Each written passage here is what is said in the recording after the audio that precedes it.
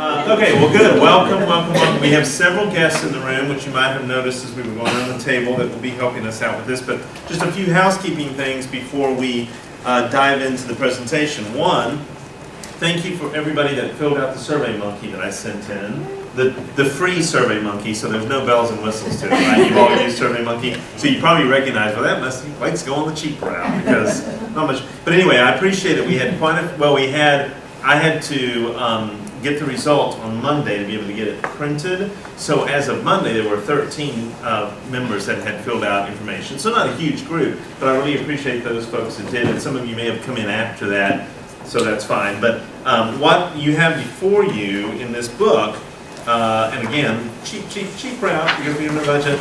But what you have is a nice little document that has 4 examples of corporate social media policies. We've got Best Buy, you have Ford, you have Walmart, and IBM. So I provided those for you as examples, and not that we're going to go into detail today in that, we don't have time, but you can look at that. Behind the next yellow piece of paper are the results from the Survey Monkey, and I actually did 2. I surveyed the Fcdc broader membership, and you can see the results there, but I can give you a quick capsulization overview of what the results were, and that was for almost everybody, the largest percentage. It is an issue of concern for all of our members, and for the most part, people are starting to take action in some form. They either have some dedicated resource looking into it, they've started writing a policy, or in some cases they already have a strong policy in place. So we'll hear some of that. You can dive into that and look at it in more detail. The second Survey Monkey I did was for the, I went to our corporate roundtable, the LGBT corporate roundtable, which is sort of the ERG representation for FCDC, in terms of that group is made up of employee resource groups from all of our member companies, and actually several companies that are not FCDC members. I also polled that group and asked questions specific to employee resource groups. What are you finding in terms of social media? So you'll find that Survey Monkey behind that one. The results, again, the cheap version, so it's black and white, no pretty pie graphs, sorry about that. Behind the next yellow page are a little double-sided job aid. I'm going to be showing, I'm trying to do this quickly because I want to give our panel as much time as possible. I'm going to show you a video here in a moment, it's about 4 minutes long, that is coming off of a product called Skillsoft. Some of your companies may use Skillsoft, some of you may not be familiar with it. But as a part of that, they also provide these printed job aids, and I just thought both of these were quite interesting, and I wanted to provide that to all of you. So you got that. If your company doesn't have Skillsoft, you've got a little free Skillsoft promo. Then behind the last yellow page is a really interesting thing that Bob actually found, that is remote work, an examination of current trends and emerging issues, which I thought had some really great information in it. So I wanted to provide that to you as well, since you did the research and found the document for you.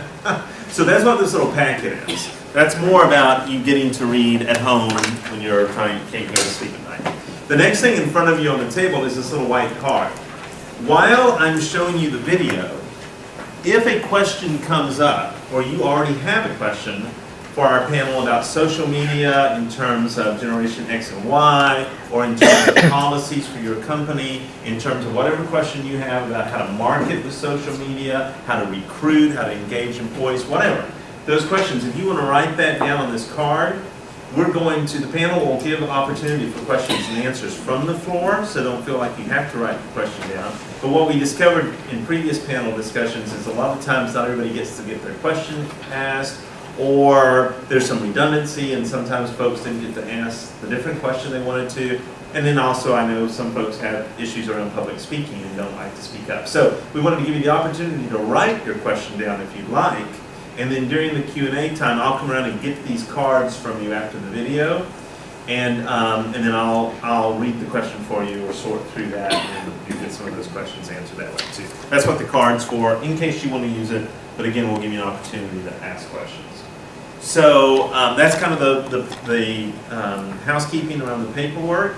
The way that we like to do the process is show you this video again to sort of prompt the discussion and get everybody sort of a baseline of where we're at.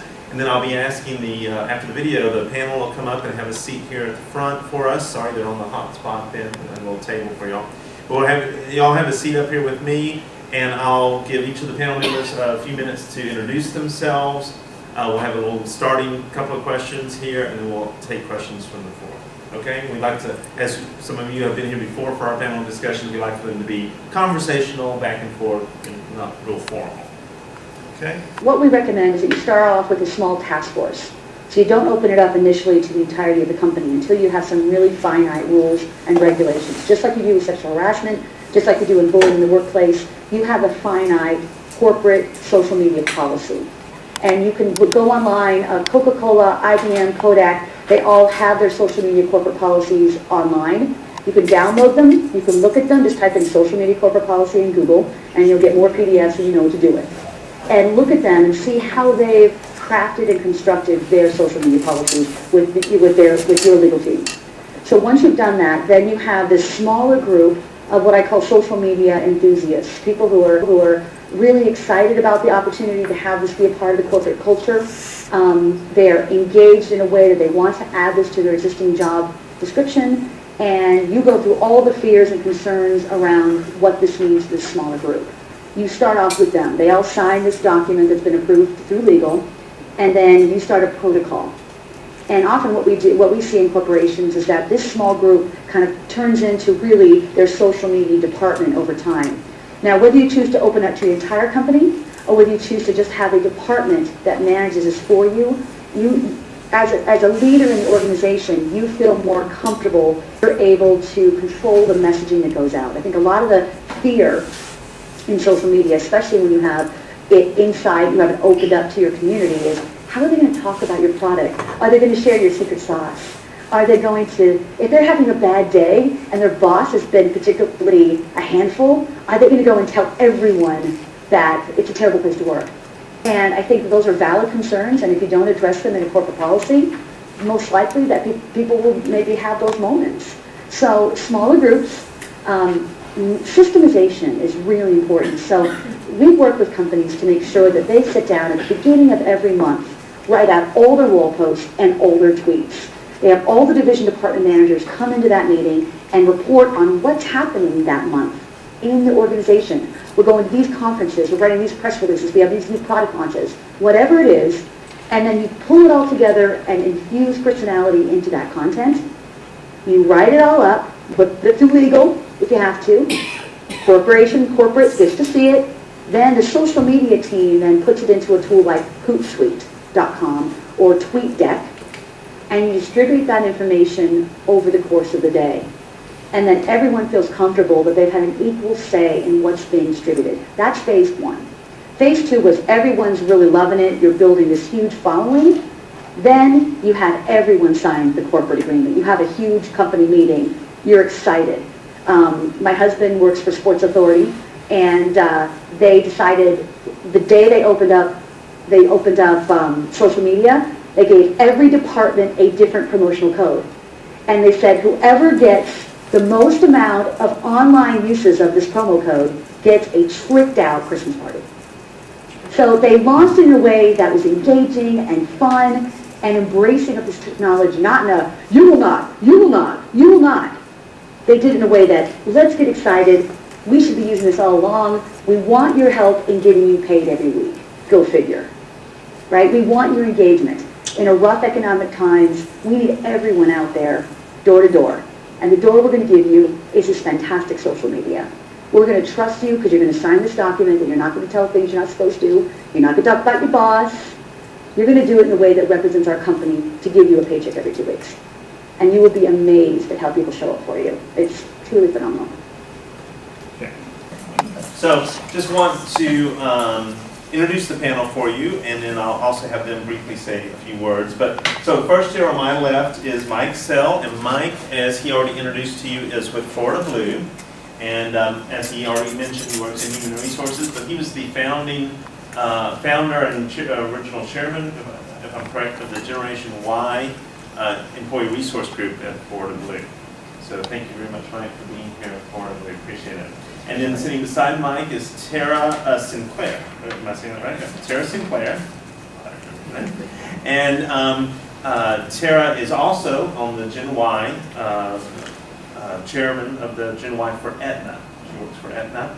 And what's wonderful with Tara being here for us is that she's actually the manager of Aetna's social media customer service team. So I would say that Aetna might be one of those respondents in our SurveyMonkey that was a little further down the line than I know some of the other respondents was. So we appreciate Tara being here and being able to share her expertise in social media, and then also for Mike and Tara also to speak to our Generation Y in terms of the use of social media in attracting and retaining employees as well as customers. And then the last person on our panel is Amanda Reed. And Amanda is a professor at the Florida Coastal School of Law, and where she has expertise in copyright law, correct? As well as Amanda has her PhD in mass communications and journalism, correct? And in that area, her expertise was on internet and new emerging medias and technologies. So she has another good perspective for us on our panel. So we appreciate all three of y'all and your perspectives on the panel. So what I'd like to do is just ask each of you, if you wouldn't mind, to talk to, can I actually come up and sit right here? Can you scoot over there? But if you could take about 5 minutes to fill in any gaps that I left in the introduction, but also to answer, specifically for Mike and Tara, if you'd answer the question in terms of Generation Y, if you feel so inclined to speak for an entire generation. But from your perspective, what is Generation Y looking for from its employer, first off, in terms of social media, and then also from service providers that you go out as a customer and ask for service of some type? What is it, your expectations for your generation in terms of social media? And then, Amanda, anything that you'd like to add to that in terms of when you do your introduction? You're assuming I'm not I don't have a specific question for you. Oh yeah, absolutely you could be. Absolutely you could be. I just you can add on anything you like. So Mike, you wouldn't mind. Cross-examine before already. Fast on the uptake. Fast on the uptake. That's good. Yeah, so Mike Sell, as you said, I founded the Gen Y Employee Resource Group with Florida Blue about 4.5, almost 5 years ago now. So we've been doing it for a while, and I feel pretty comfortable representing my generation. I will say that, as with any demographic, as this group probably knows, there is no one solution or one answer that addresses the needs of any demographic. So we'll try to keep it as general as possible as we talk through that, but I look forward to getting deeper into that. I think a couple of points real quickly from a customer perspective. I look at it and how we as an organization look at social media is it's the same way that 10, 15 years ago you reached your customers through television, 30 plus years ago you reached them through radio, et cetera, all the way back. And this is just the newest form. What we saw as some of our challenges were some of the same things we saw in the 90s when or 80s to 90s when we introduced the internet to our organization. I was in grade school, I wasn't there, but from what I hear, it was a very similar conversation around, do we want to create this exposure, what types of risks are we creating for ourselves, et cetera.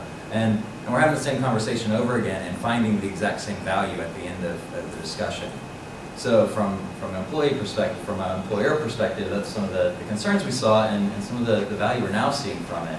And I would say as an employee, as a Gen Y employee, it's not necessarily about looking at making sure I have access to Facebook or making sure I have access to ABC social media site. It's about understanding the principle of how I prefer to communicate with my peers, with my colleagues, with my mentors, etc.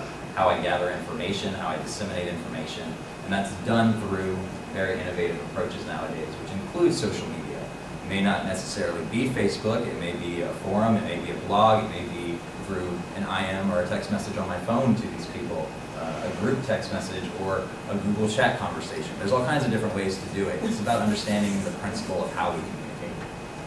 Great, thank you very much. Question? At any time are you going to speak English?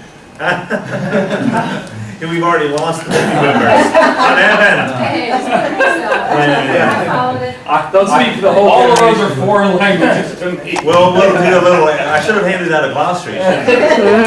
Lesson next time, add glossary. Thank you, that's what, Tara?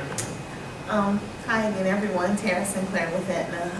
And as Blake mentioned, I manage the social media customer service team for the enterprise at Aetna Insurance.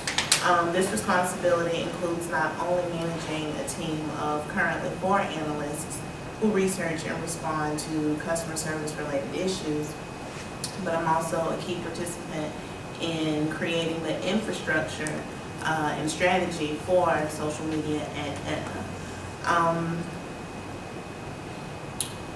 As far as utilizing social media as an employer, I think Mike pretty much summed it up. For employees, I think it's critical for the senior leaders to understand what the next generation of an organization's employees, what we're looking for as far as communicating with each other, communicating with our managers, our mentors, just like Mike said, very critical. Providing social media for our customers. Insurance is a very highly regulated industry, and it's the only perspective that I can offer since graduating from college in 2005. All I know is Aetna. Our customers are looking for personalized service and they're looking for convenience. And I think technology and social media offer that. You know, we've got a lot more Generation Yers who are entering the workforce, and they just simply don't have the time to call about a claim. If they can tweet about it, perfect. They can tweet and do something else too.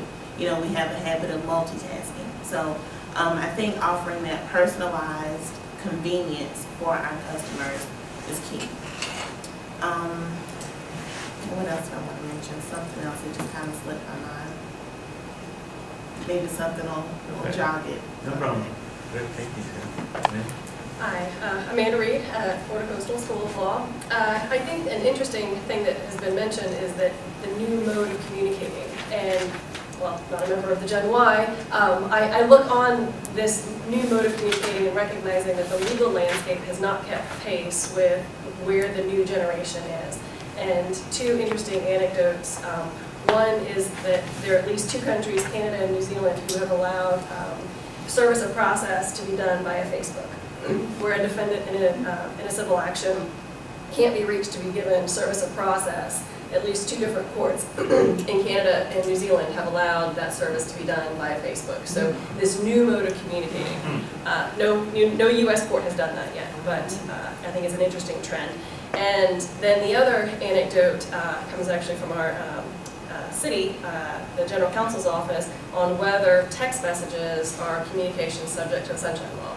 And so there are hot button issues. I don't have any clear-cut answer, but it just shows that this new mode of communicating, we're trying to fix our old ideas, how we serve process, how we give somebody notice, and what types of communications are subject to the Sunshine Law, and how that's evolving in this new media. Very good, very interesting. Very good. Well, do we have any questions from the group? Anything struck anybody? Yeah, yes, ma'am. I would be interested in hearing your response. I was the opportunity to hear a debate this week about how social media is changing communication period and the impact that they may have on personal communications via face-to-face. So I'd be interested to hear perspectives on how this, I think the concern from a corporate standpoint isn't as much about branding. I think everybody gets that. I think now we're beginning to dissect to say what's that going to do in terms of building relationships or possibly diluting relationships. So I'll start the question there. Anybody want to say? I can mention something about that. You're right, there is a lot of, an organization's brand is really important. And again, you know, I'm just speaking on the perspective of Aetna being highly regulated. And we have recently kind of shifted our culture to become more consumer focused. And we're doing that in our outreach to our members. I'd say on any given day, probably about 98% of the tweets that we receive, and we use Twitter. We use a Twitter platform to engage our customers in answering customer service inquiries.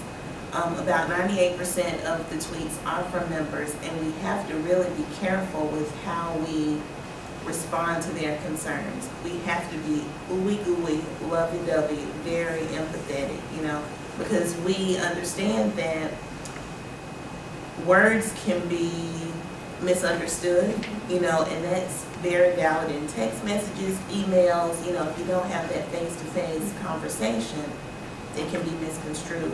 So we believe that adding that extra layer of empathy can really show what the brand is all about and that we truly care for our members.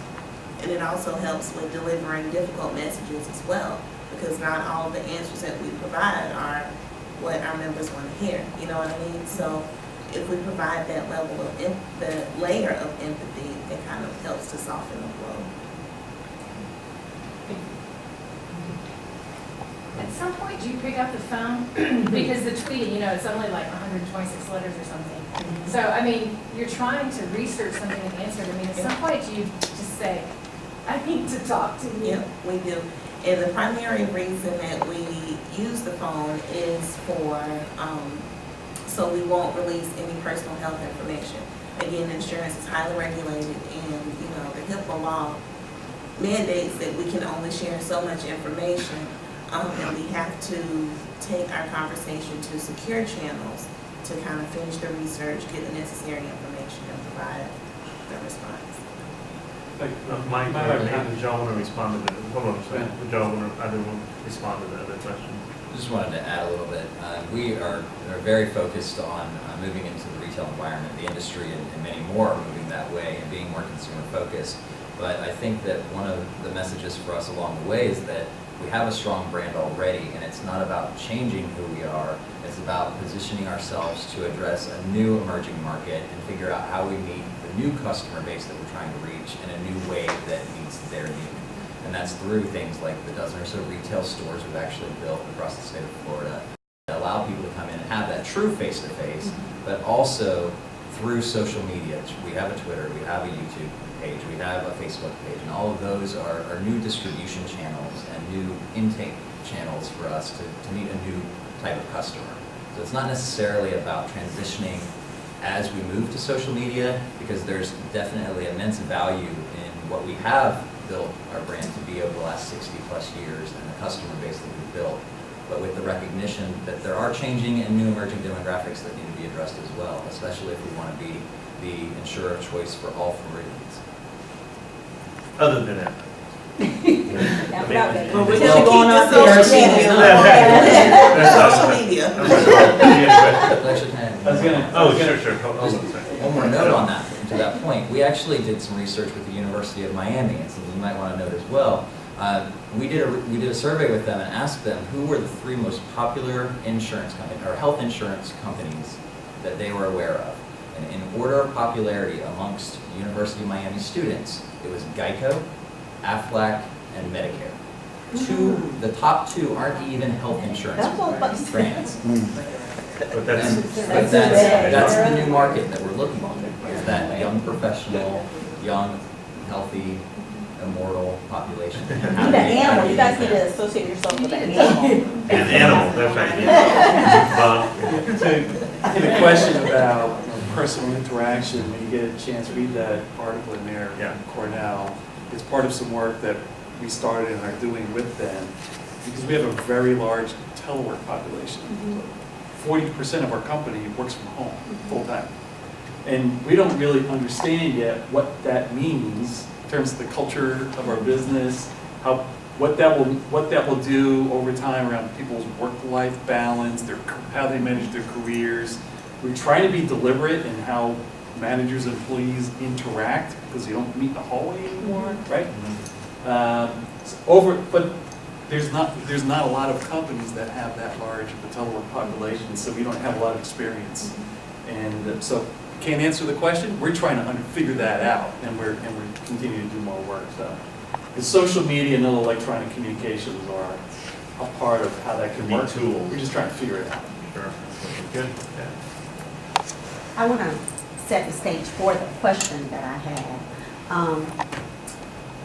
As not being a part of Gen X or Gen Y, being part of another generation and growing up in a career with another insurance company that wasn't health-based, remembering when we entered fully into the internet market, and at the time, our culture was such that we would never be a 1-800 number.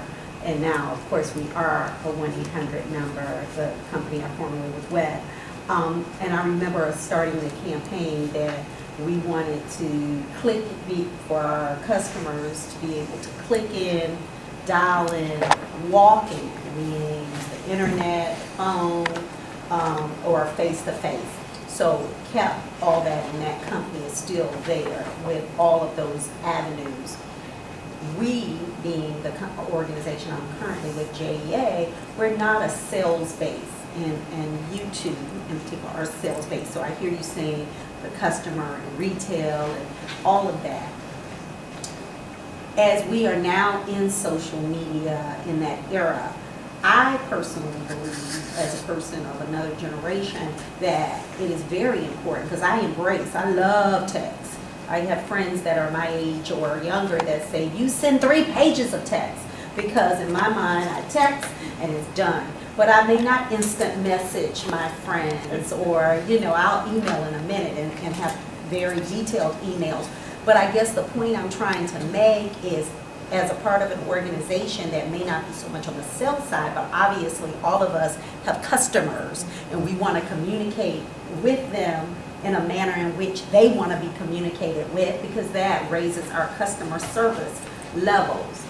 How do you get that started? Does it come from the top down, from your leadership that buys into the Twitters? Because in their mind, that's, ooh, what is that like? Or the Facebooks, where it seems like invasion of privacy, that border of how do I determine who's a credible candidate for employment based on a Facebook page. Even in HR, as an HR professional, you hear the voicemails and you hear the music in the background, or the less than professional greeting, and you think, ooh, I don't know if I want. But is that, how do you broach that? That's one part of the question.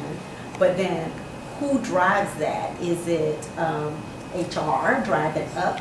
Or in your organization, was it your senior management, someone who got it and said, we got to plug in all these different directions in order to serve our customers?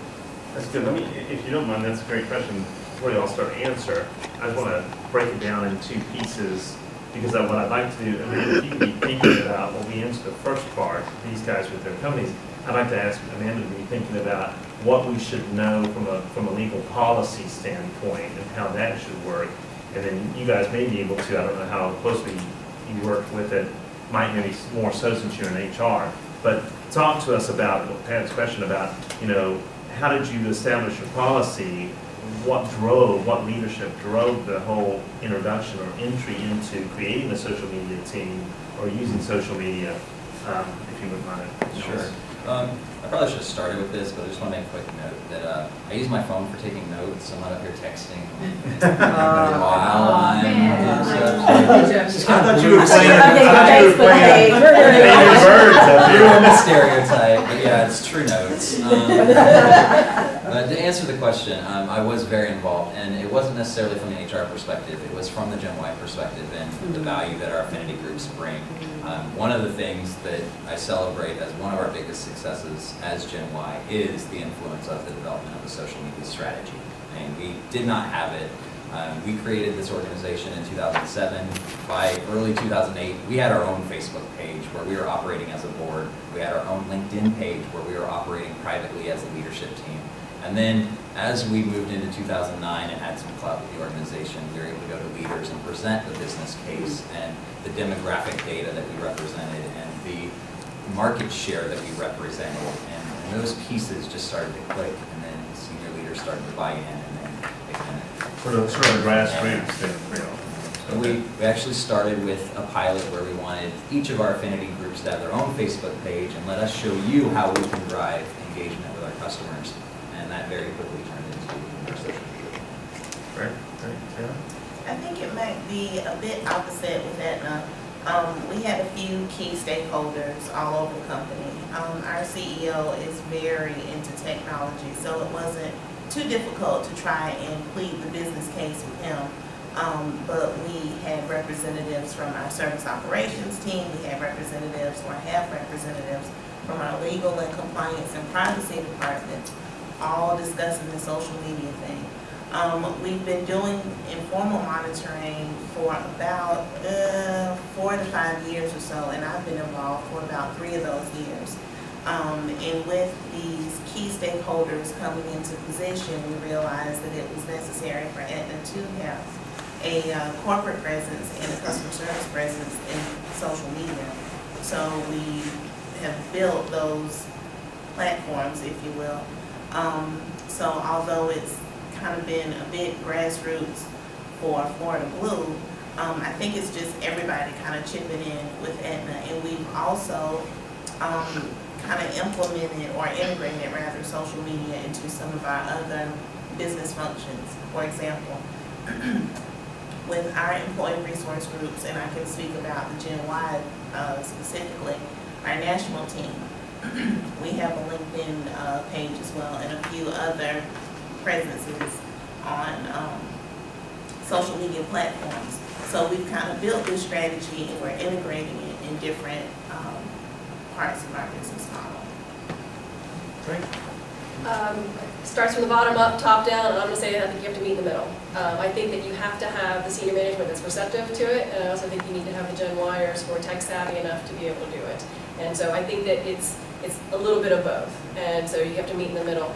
And I think what you need out of social media policy is some clear rules so that people follow the common sense that they have. I mean, the anecdotes in the media of, you know, a waitress going home, writing on her Facebook page, complaining about customers. Common sense tells you not to do that, or a Winn-Dixie manager complaining about customers on his Facebook page. Common sense tells you not to do that, but I think the social media policy needs to be there to reinforce what the rules your mom told you. And so that's not really necessarily a legal position, it's just a best practices, and you guys are HR, you certainly know that. I think also social media policy helps reinforce and remind folks that there's no reasonable expectation of privacy. And anonymous does not always mean anonymous on the web. With the tracking devices, you post things that those can come back to bite you. And deleting doesn't always mean forever. So that some of those, to refresh and to remind and to create those baselines, there is a common law duty of loyalty to an employer, and there's no reasonable expectation of privacy. So when you're off the clock and you do things and say things that reflect poorly on your employer, you can be reprimanded for those and terminated. And clarifying that on the front end rather than having to surprise somebody on the back end is a wise thing and an effective use of a social media policy. Can I just clarify that and make sure that I understood you correctly? So it's really taking the technology and social media out of the picture. The rule of speak well of your employer, you can't trash or badmouth your employer, just applies to the, that's not new, that's right, that's not new. That applied to a letter to the newspaper or a discussion with a reporter on the television or et cetera. So it's really just applying the same rules, it's just to this new media. And the same thing with your anti-harassment policies, your sexual harassment, to clarify that those still apply. And so it's just reminding that all of those baseline rules still apply in this new media. I just wanted to ask you a question. That's a norm. You're not allowed to talk that way. No, I ask seriously because that's not something that we address in our social media policy, nor as an HR professional have I seen it addressed in any of our policies. I mean, there is something called freedom of speech that I would lean towards as an American over an employee, but I don't know, is that a norm that I I'm think missing? misrepresenting. I think that's representation of the company, that you talk about your boss, and so it's not okay, I will say that, but it's a protected activity, right? Go and say, oh, I can't believe you did that to me today and stuff. Yeah, and then if you have other people on your Facebook that work with you, you know, they're gonna know who you're talking about, so it's just not a good light. It's not a good You know, political. but as far as, you know, there's certain things about company proprietary, I mean, there's other policies. You can't talk about, yeah. certain aspects, but, you know. I think that's an interesting dynamic that may be generational, I don't know. Because Sure. personally, Yeah. as a Gen Yer, I think that you have the right to talk openly and honestly. And your employer has the right to fire you. Right, so Right. it's a right to Yeah. work statute. That's what we're going to. Now, Interestingly, interestingly, one of the, I don't think it's in the material I gave you, but when I was researching this, I ran across a case, I don't know if you've ever heard of this, Amanda, but where an employee did make some very disparaging remarks about their specific manager, their direct report manager, who also happened to be on their social media and saw it, and through social media said, don't bother coming in tomorrow. So in effect, sort of Facebook fired fired. them. Huh? Facebook fired. Yeah, Facebook fired, which actually the court then said you can't do that. Yeah, and that's when there was. Yeah, you can't do that. Now, that doesn't mean he couldn't take disciplinary action for disparaging remarks against the company, because they could do that. But he could not technically fire somebody on Facebook, which I think, again, going back to your common sense thing, would make some sense. Yeah, but- wouldn't do that. Yeah, right. So I hear what you're Just saying for the about record, I freedom. love my company. So you got that on tape. I think you're correct about freedom of speech, but within that, there's always the appropriate professional norms that are expected.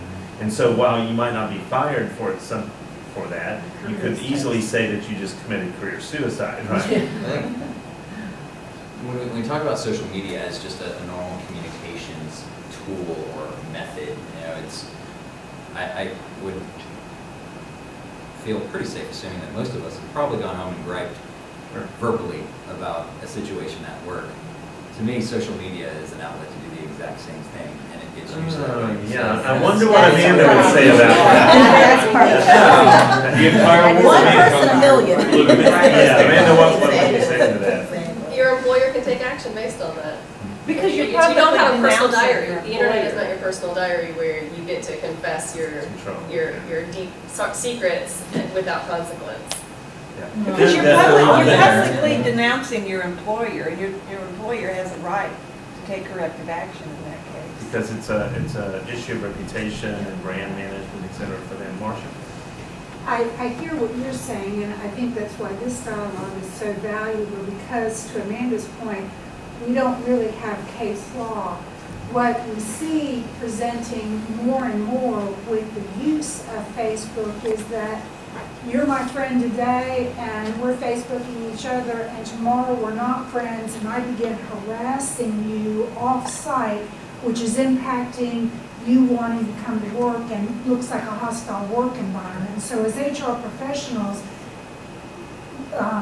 we're beginning to explore the consequences of what you choose to do in your freedom of speech and the impact that's having on not only your employer, but your fellow employees. So it's interesting because laws, we're developing this as we go. The technology is expanding very rapidly. So where today you couldn't come to me in the workplace and make a disparaging remark to me directly. Now we're looking at, but indirectly, you're saying that, and other people in the workspace are hearing it too. So it's an interesting dilemma for us. And so because of that, and the freedom of speech and the way social media works, it's a different kind of communication than we're used to with phones, email, and companies can use it differently.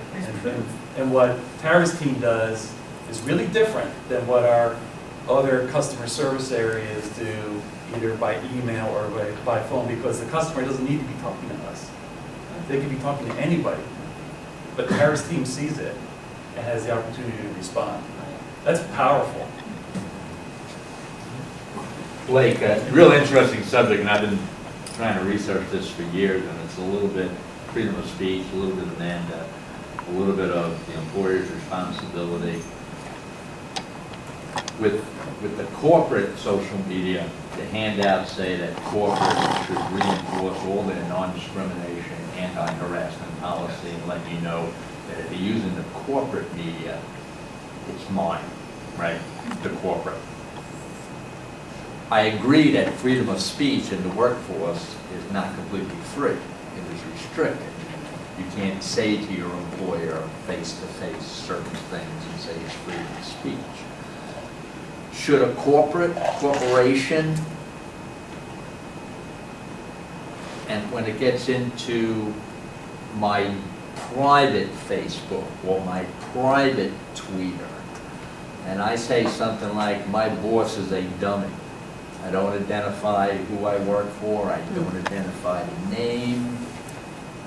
Where exactly, or how should the corporation define that? I think it really depends on how public it is. If your employer surreptitiously friends you on Facebook to see what you're saying behind, in some ways, closed doors, that privacy, that privacy and that limitation, you know, not being completely open to the, making it a somewhat private communication, courts have struggled with that and have not found that that was appropriate behavior for managers to go in and surreptitiously see what you're saying privately. But when it's publicly available, it's fair game. Okay. You know what, I don't think this is the conversation you were wanting to have, but I think it's valid and very appropriate for the room. I don't see it any different than, I've always been an HR professional and in a sense, an ambassador for the organization that I choose to take a paycheck from. So as I am in the community doing community service, you know, I'm not getting paid on that Saturday for that community service, but may have a JEA shirt on or a formal company shirt on, and I go into a bar and I get drunk, I'm gonna get reprimanded for that. It's my time, I didn't get paid for it, but because I got on someone else's logo, I'm the face of that organization to the community. Do you see what I'm saying? Sure. It's kind of that gray area, and you can speak to it a whole lot more eloquently than me. But I think what we see here is a new territory that we face, which is why some organizations that may be conservative like ours is a lot kind of afraid of it, because where do you draw that line? Where do you say it's okay to do it here because it benefits me as an organization, but I can't do it over here because it's infringing on someone's privacy if we're talking customer or employee? I don't know, it gets to be gray, where I guess that's where you come in.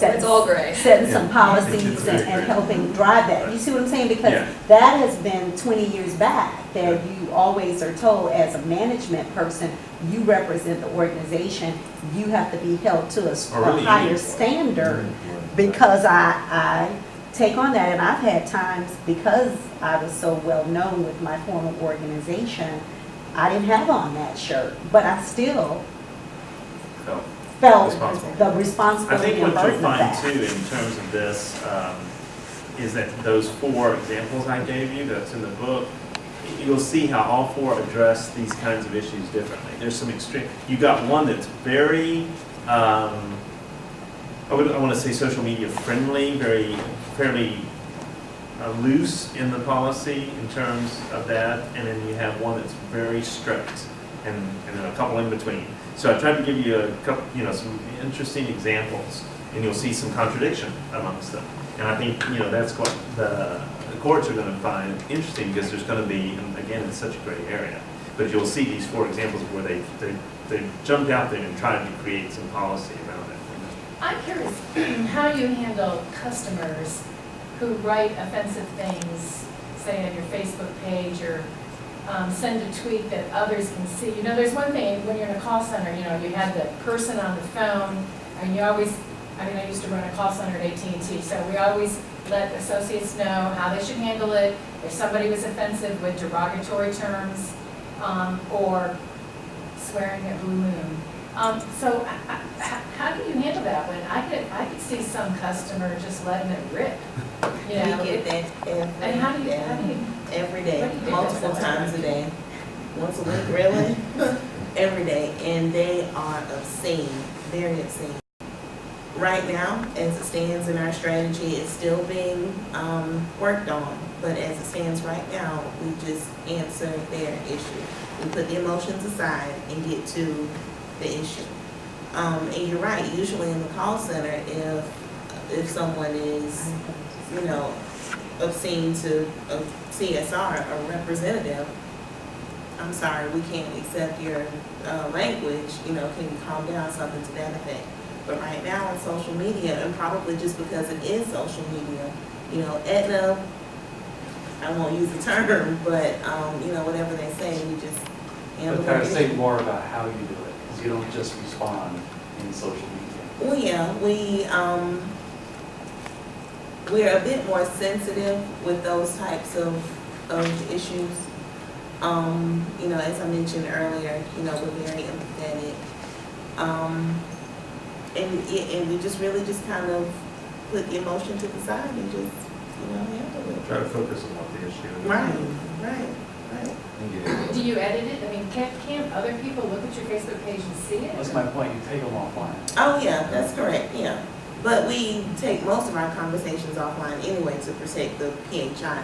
But yeah, we do take them offline, but. I mean, take them offline, like carry the conversation on somewhere else, Yeah. not delete the comment. Right. Yeah, we can't delete the comment at all because it's someone else that's posted it to, Right. that's tweeted it to us. So it's there forever and a day.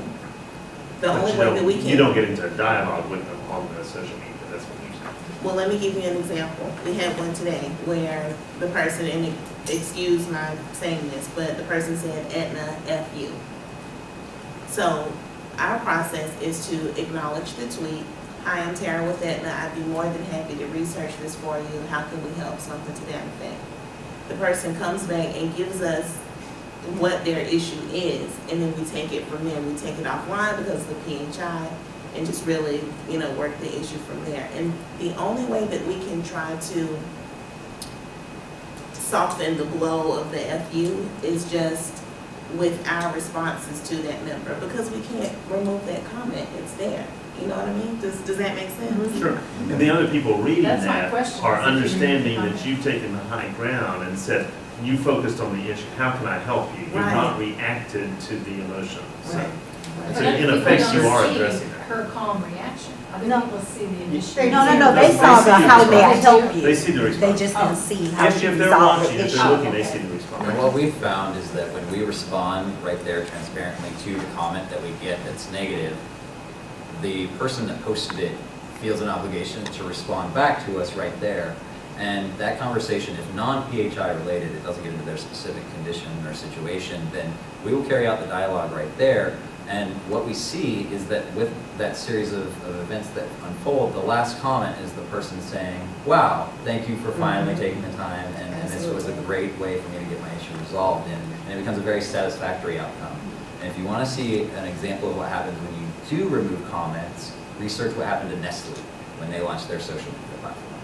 They ran into a lot of hurdles and there was a huge backlash because they got a lot of negative feedback through their site and immediately started pulling comments. And that's not what your social media site is intended to do. It's to create transparency into your organization.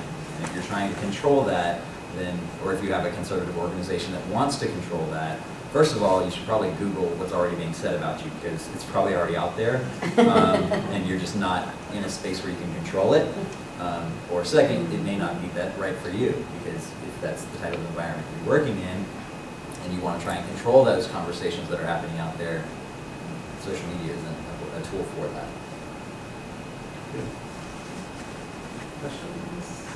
I just had a comment, and listening to both of you talk about people writing in. I mean, I used to work in customer service, and we were told if a customer called you up and started cursing at you, you can end the call. But now with social media, a person can write whatever they want, and you have to accept that. You know, so it's like the customer has the advantage, whereas years ago, you could just hang up on them and, you know, that shut them up, but now you can't shut them up. And you know what, I think the customer has the advantage with this platform because of the audience. Social media, well, a phone call is one person to one person, just Right. us talking, but social media is one to thousands. So, you know, although a person may have said something derogatory about whatever organization, how is this organization going to respond? And I think that's what's key in trying to get the negative attention away from what was said. Or it's one-to-one with thousands of people watching. Yeah. And that sets a very different stage for the dialogue as well. Yeah, so to Mike's point, I mean, you can push back, try to fight it, and probably not win, and embarrass yourself as a corporation. Or you can take the opportunity to listen to what people are saying about your company, respond to it, and be seen in the light as an organization that's trying to be customer-centric and solve the problem. Interesting. to ask Amanda if you would, if you have any information to share with us, maybe in terms of what you're seeing with students, in terms of what y'all are studying in school around social media, new technologies, not necessarily just social media, but Sure. anything interesting that you're seeing there. Sure. We refer to them as millennials, as the new generation, and we are struggling with professionalism. Our students are coming in, and there's a clash of cultures, to say it mildly, between the old school faculty and the old school hiring partners, and what their expectations are, and then what the students' expectations are. And so, about clarifying those expectations and communicating with potential employers and even with faculty, creating the expectations. Hiya is not a satisfactory salutation at the beginning of an email to a faculty member. Next year. Yeah. Not yet. That's an interesting point. I know that, Acronyms. I know that, we've had conversations around, or I have had conversations around with young professionals talking about, your resume and what is your email that you have on there. If it's babe, hot lips at Hotmail, you might want to think about getting an additional one that's professional that you might get the messages that sends. So that's very interesting. Okay. Okay, I'm gonna go down another little bunny road. Because social media kind of came in a back door of, a platform of connecting with your friends, and it was totally social. It was that way. And so the texting and all that, which I've already said I like, but I embarrass my children. I have a 12 and a 14-year-old, because I spell out everything. I don't say things like you, meaning the letter U for you. I spell out everything. It's the writing. It's the relaxedness. And you just said it, not yet, And the battle from a professional perspective that we battle, I'm working with some co-ops this summer and helping them with resume writing and that kind of thing, because they're about to graduate and get out.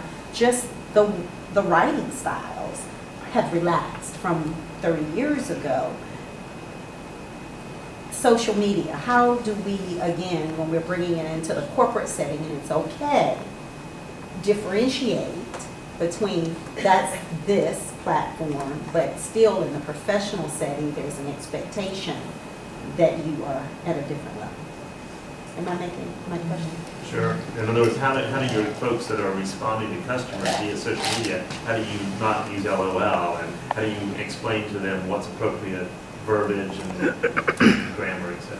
Well, I'd say, first of all, to clarify, the not yet is because I see hiya and some of those phrases as my parents used to tell me ain't is not a word, for years and years. Now it's in the dictionary. And That's what my 14-year-old just told me. And you're going to see, Dictionary. it's in the dictionary and it came out of my mouth. So I think those are the two things that make it a word.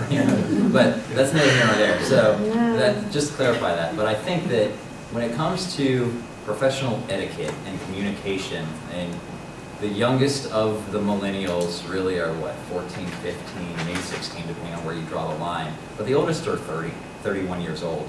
So to think that you've got professionals in your organization like myself or Tara that are almost 30 years old who can't write an email in coherent sentences seems to play on a stereotype a little bit that I'd like to challenge. Because I think that we are well beyond that when it comes to how we interact professionally. I think all organizations have their own alphabet and acronym series, and every one of us knows how to use shorthand and how to use acronyms to get messages across. We just do it a lot more frequently. And when it comes to the professional communications, sure, there is a little bit of a transition from college to the real world, but that's a transition that you face anytime you transition from college to being a professional. And whether it's the use of words verbally or the way you write things or the way you message, it's all about your communication style and understanding what your organization sees as professional and appropriate versus what you can do on your own leisure time.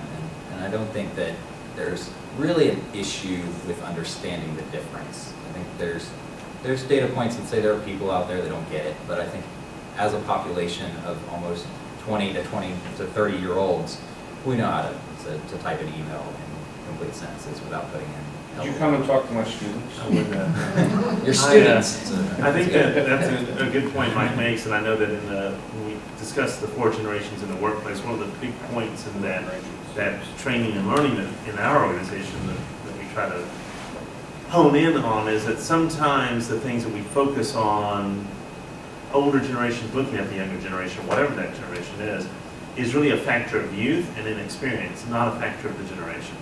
So that's really what Mike is saying, is that it's a factor of learning what's appropriate within your company when you join the corporate world.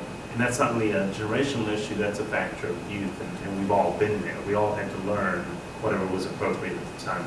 I'd like to say that something with the technology makes that learning curve permanent.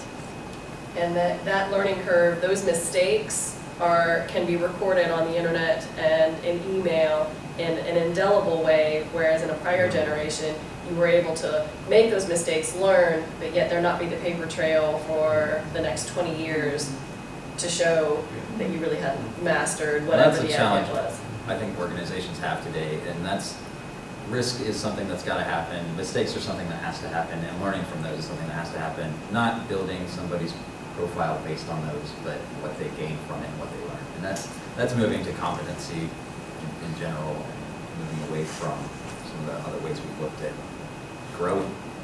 So that's a good point. The consequences may be different and perhaps more long-lasting consequences. So that's an interesting point. So as companies, we have to, when we start thinking through this process, how do we then build that into it and understand what those consequences might be, whether we're dealing with our customers or our internal employees of any generation, helping them learn how to use the technology that's coming into place.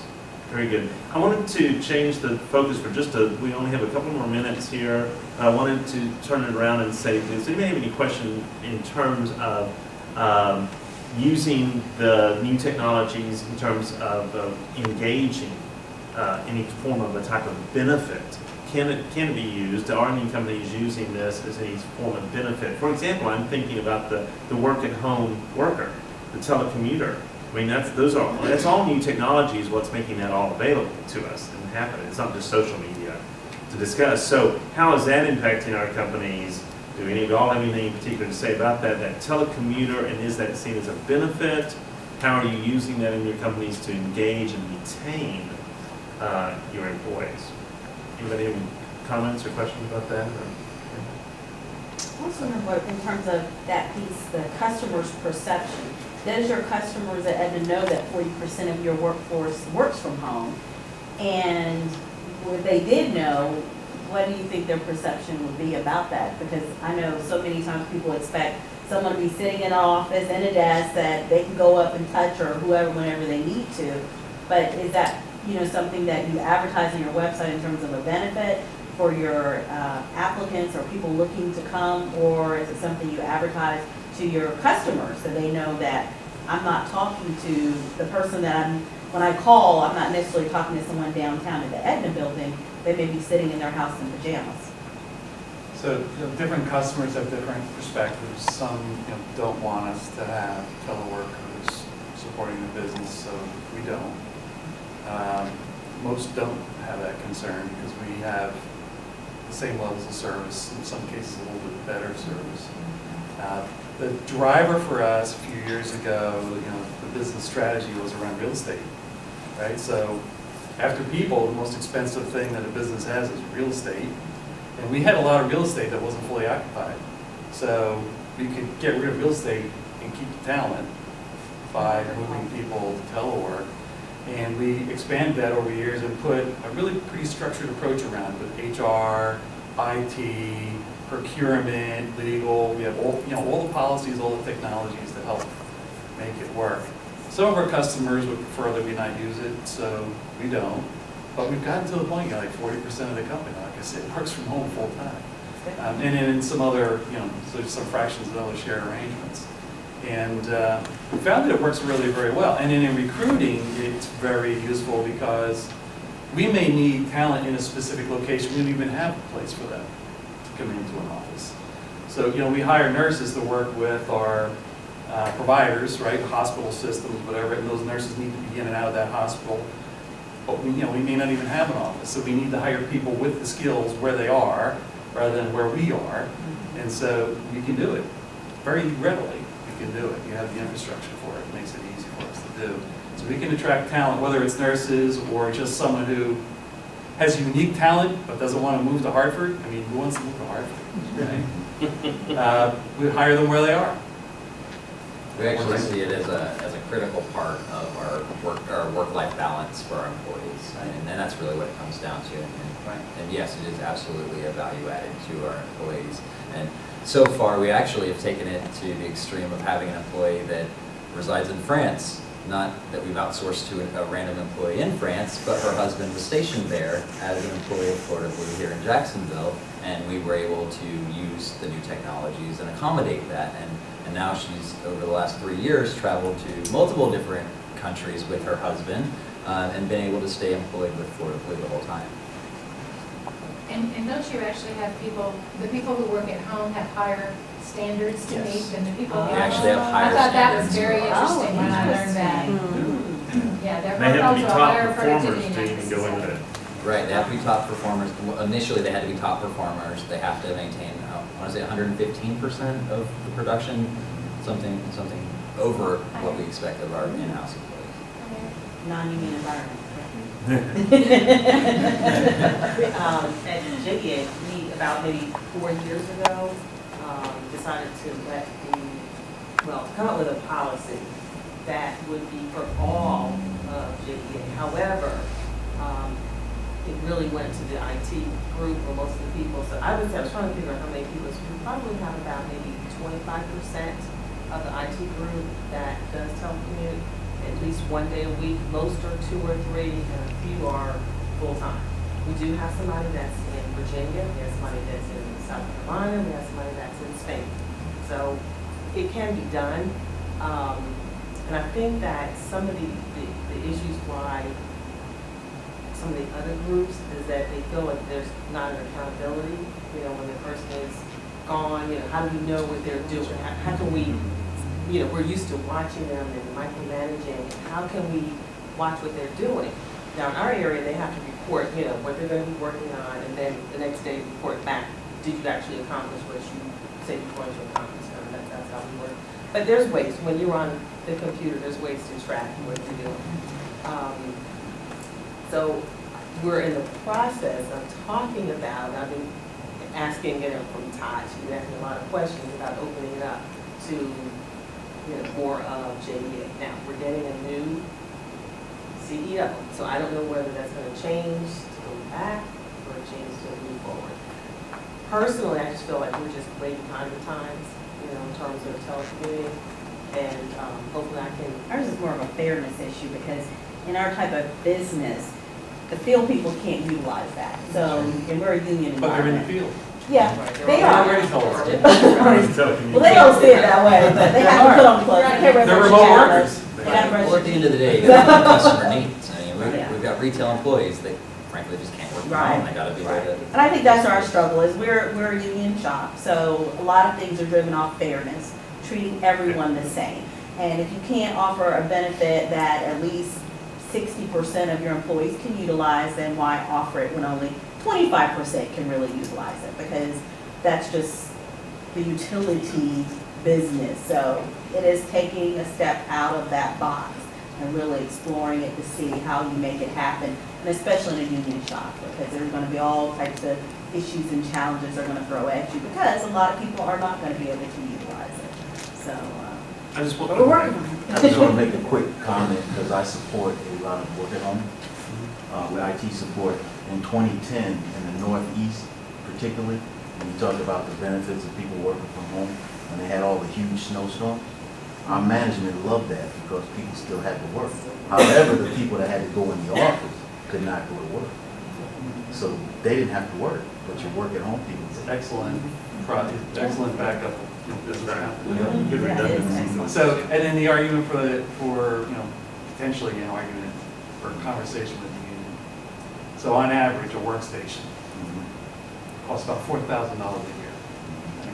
When we move someone to telework, phone, broadband, computer, desk, and chair, about $1,500 to set them up, $50 a month. Do the math. You want, right? You want to keep jobs, let's get out of the real estate. I just want to take the last couple of minutes to offer to our panel members, if there's anything in particular that we haven't discussed yet on a different topic, something unique you think that you'd like to offer around the new technology, social media arena, or any of the topics we discussed. I'd like to give you an opportunity in a couple of minutes to say that. Anybody have anything in particular? Just one thing I'd like to add. I think that as we're introducing any of these new technologies or work from home policies in generational diversity and all of these other concepts to an organization, a lot of them are abrasive from what I've seen to traditional management approaches. And a lot of them don't put any risk on the employees that are expecting the value or the senior leaders that have bought in. And there's really an opportunity to look at the middle management that really does take on a lot of that risk and does have to suffer through all of the view changes and perceptions and the risks and figuring out how to staff appropriately and all the other things that go with all these changes that we're talking about. And that's really, I think, an area of opportunity for all organizations to look at that gets overlooked many times when we do any type of change like this. I just wanted to mention a point to Pat's question about the use of social media slang to interact with our customers. In creating the social media strategy at Aetna, we have taken the approach of not really using so much social media slang. Although social media, we're implementing it to be transparent and to kind of get away from the old insurance company, stiff collar kind of persona. We realize that this is a corporate brand. This is not our personal Twitter handle. So the use of LOL and OMG and whatever is not appropriate. And that's something that's implemented in our policy, and all our analysts who engage our customers externally, they understand that. You've got to keep it corporate. So that social media slang really isn't a really big problem at that. And I'm glad you said that, and where I was going with it was not to point fingers at any generation in particular, but again, in my former career with staffing, for instance, a call center, we saw a huge, my gosh, from a very conservative, stiff collar, conservative insurance company, when we went into that particular segment of a different cultural shift. And I'll use email. It wasn't Twitter and it wasn't Facebook, then it was email, and how the language changed differently in that environment, a lot more relaxed, a lot more, and we had to manage. I mean, from an HR perspective, we actually had to manage not just the dress, but the communication style. And these were various different people, I'm sure, of various different backgrounds and generations, but email became so pervasive.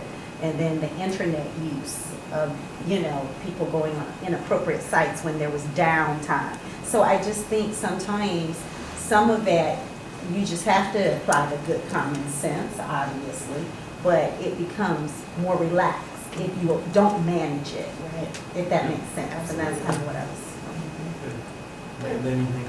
Talking about the branding of these corporate social network, social media platforms, one of the things that a social media policy can do is clarify who owns the branded media platform. Because if it's your younger generation and with their less formal, natural speaking styles, if there's not clear policies, especially on small companies, who the communication is coming from. And so I think that that's one thing that the social media policies can clarify. And then the second last point I wanted to make is that the FTC, the Federal Trade Commission, has new guidelines out there for when an employee is on a social media network, and if they are encouraging promotion of a particular product that a company sells, they have to identify that they're affiliated with that company. And so just to clarify that you can't go out there and just promote without accountability. Good, very good. Thank you very much. Well, if you would, group, join me in thanking our panel.